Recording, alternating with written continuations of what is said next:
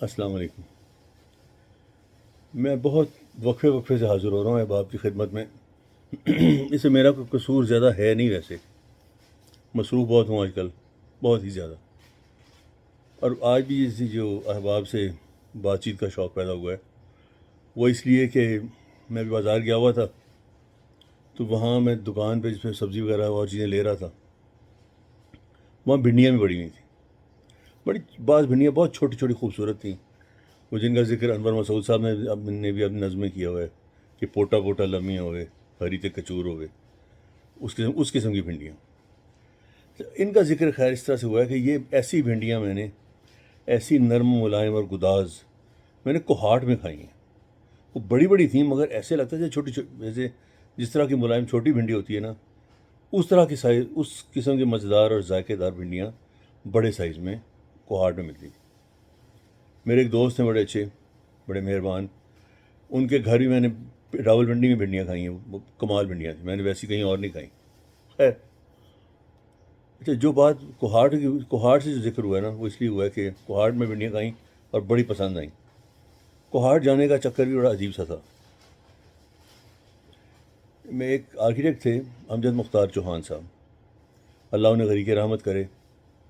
میں نے ان کے ساتھ کچھ عرصہ کام کیا اور میں نے مزہ آیا ان کے ساتھ کام کر کے۔ وہ بڑے دلچسپ آدمی تھے۔ وہ ان کے ساتھ میں کام کرنے کے لیے کوہاٹ گیا تھا۔ کوہاٹ گئے تو وہاں وہ کام تھا، جو ہمارے سفر تھا نا، میں ایک بار جا کے واپس آیا، دوبارہ کچھ سامان لے کے کوہاٹ جا رہا تھا ٹرک میں۔ رات کا وقت تھا اور ہم خوشحال گڑھ کی طرف سے مڑے تھے۔ میں یاد ہے پنڈی سے ہم خوشحال گڑھ گئے تھے، پھر درائے سندھ کراس کیا، پھر ترچھا سا پل ہے بڑا عجیب سا، جہاں ٹریفک ایک طرف سے رکتی ہے اور پھر دوسری طرف سے چلتی ہے، وہی جیلوں کے پل والی نظم کی طرح، بس اسی طرح سے۔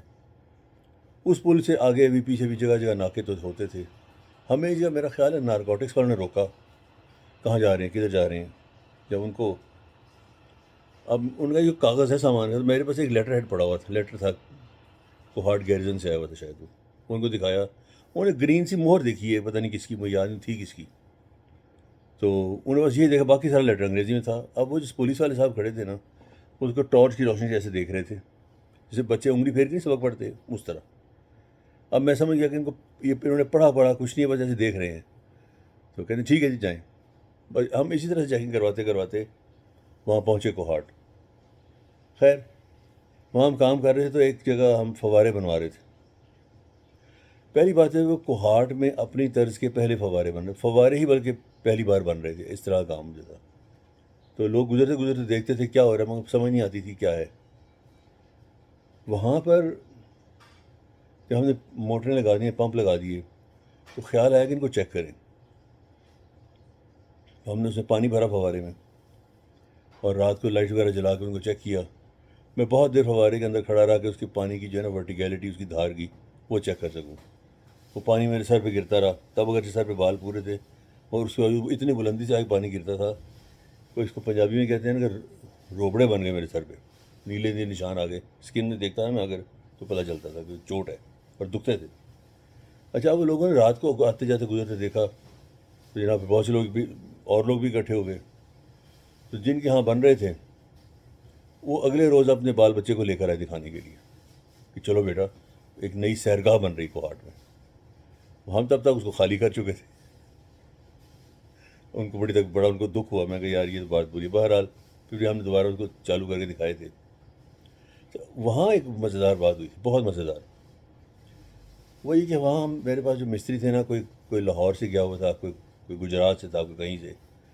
اس میں ایک پلمبر تھا، وہ گجراتی تھا اور نہایت شریر آدمی تھا، پکا شیطان، ایسی ایسی باتیں کرتا تھا، حیران کن قسم کی نا، لطیفے، اس کو بس لطیفے، اس کو لطیفہ گھڑنے کی مشین سمجھیں آپ۔ اچھا، ہوا یوں کہ وہاں ایک صاحب بیٹھے تھے، وہ ہم دونوں، پلمبر کو میں سمجھا رہا ہوں کہ کہاں پہ کیا لگانا ہے اب مزید، اور اس کی پوچھ پہ تھوڑے فاصلے پہ ایک آدمی بیٹھا ہوا گھاس پہ، سفید سفید اس نے کپڑے پہنے ہوئے، شلوار قمیض بڑے اچھے خوبصورت استری کیے ہوئے، اور اس کا سر تھا بالکل گنجا، اس نے ٹنڈ کرائی ہوئی تھی۔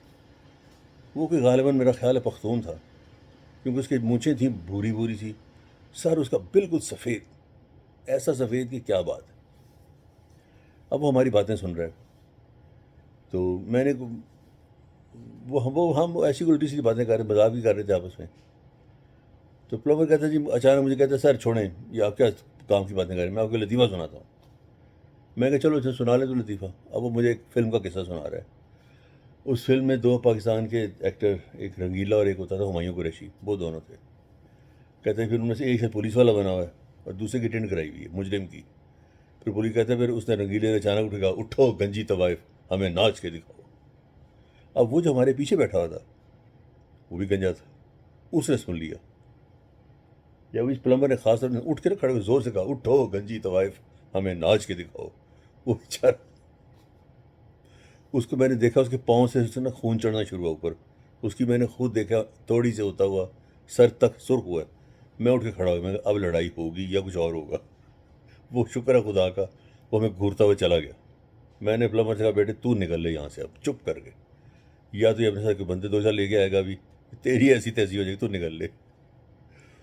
اوف خدایا، وہ ایسا عجیب مسئلہ تھا، مرحلہ ہو گیا تھا کہ سمجھ میں کیا کروں.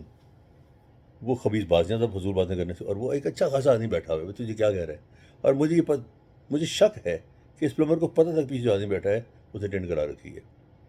اور آج بھی اتفاق سے بات اس لیے یاد آئی کہ وہاں جہاں سے خریداری کر رہا تھا، جس سپر مارکیٹ سے، وہاں بہت سے حجاج بھی باقی ہیں جو مکہ سے بھی گئے نہیں ہیں. کچھ وہاں خریداری کر رہے تھے، انہیں سب ظاہر بال تو منڈوائے ہوئے تھے، کسی کے تھوڑے تھوڑے بال آئے ہوئے ہیں، کسی نے دوبارہ عمرہ کیا تو بالکل ہی سر کو سفید صاف کیا ہوا ہے. ان کو دیکھ کے اور بھنڈیاں دیکھ کے مجھے وہ بات وہ یاد آ گیا. بہرحال وہ ایک بڑا مزیدار وقت تھا، مشکل وقت تھا مگر خوشگوار بھی تھا، بڑا مزہ آیا تھا. پھر ملیں گے انشاءاللہ. السلام علیکم.